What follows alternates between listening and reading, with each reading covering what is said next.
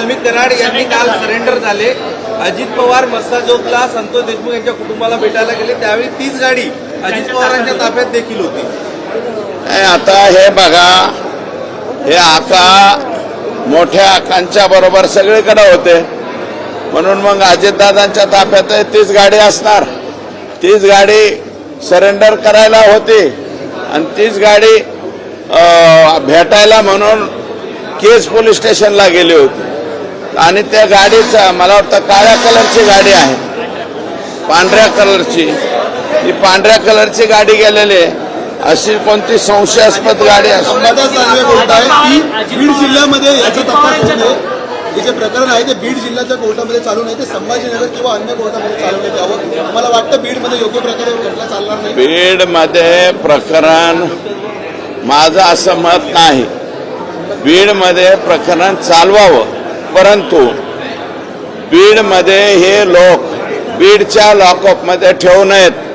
ते एकतर संभाजीनगरच्या हर्सुलला हलवावेत, नाहीतर नाशिकच्या जेलला हलवावेत।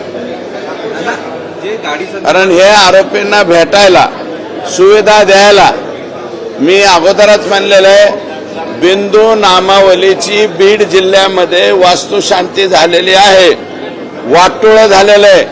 बिंदू नामावलीमध्ये एसटीच्या जागेवरती ठराविक प्रवर्गाचे लोक आलेत, एससीच्या जागेवरती ठराविक प्रवर्गाचे लोक आलेत, आणि ओपनच्या जागेवरती आले, मायक्रो ओबीसीच्या जागेवरती आले, सगळ्याच जागेवरती एससीबीसीच्या जागेवरती बी तेच एकाच प्रवर्गाचे लोक जास्त संख्येने तिथल्या अधिकारी कर्मचारी याच्यामध्ये झाल्यामुळं बीड जिल्ह्यामध्ये कुठल्याही बाबतीत प्रॉब्लेम होऊ शकतो। आणि मी आता तर फक्त त्यांना हलवा म्हणतो, भविष्यात केस सुद्धा दुसऱ्या जिल्ह्यामध्ये हलवण्याची पाळी येईल। त्यांनी एक दावा केलाय की 11 तारखेला खंडणीचा गुन्हा वाल्मिकवरती दाखल होतो आणि 12 तारखेला धनंजय मुंडेंच्या कार्यालयामध्ये पोलीस आणि वाल्मिक कराड यांची भेट झाली म्हणून असा दावा बजरंग बाप्पा करतात। नाही, मला ह्याच्याबद्दल निश्चित सांगता येणार नाही। बजरंग बाप्पांचे सोर्सेस जास्त असतील तर तुम्ही ते, आणि असं जर झालं असेल तर हे दुर्दैव आहे। एका खंडणी मागणाऱ्या गुन्हेगाराबरोबर या राज्याचे मंत्री, ज्यांनी गोपनीयतेची शपथ घेतलेली आहे, असा मंत्री जर तिथं थांबत असेल तर मंत्री म्हणून घ्यायला सुद्धा ते लायबल नाहीत, असं माझं मत आहे।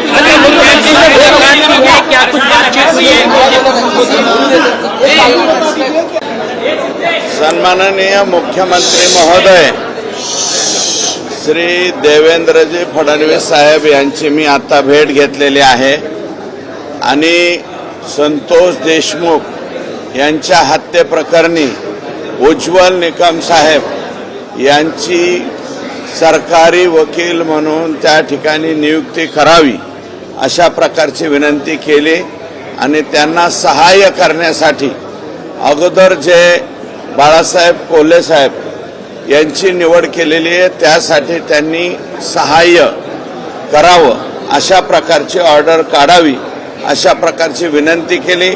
लगेच माननीय मुख्यमंत्री महोदय यांनी उज्ज्वल निकम साहेब यांना फोन केला आणि फोन करून तुमची याला संमती आहे का, कारण कोणत्याही प्रकरणामध्ये संमती संबंधित वकिलाची घेतल्याशिवाय सरकारी वकील अभियोक्ता म्हणून त्यांची नियुक्ती करता येत नाही। तर माननीय उज्ज्वल निकम साहेबांनी माननीय मुख्यमंत्री साहेबांशी आज संध्याकाळी बोलतो म्हणाले। आज पुन्हा ते संध्याकाळी बोलतील आणि बोलल्याच्या नंतर साधारणतः उद्यापर्यंत किंवा सोमवारपर्यंत ही ऑर्डर निघेल अशा प्रकारची आशा या ठिकाणी आहे।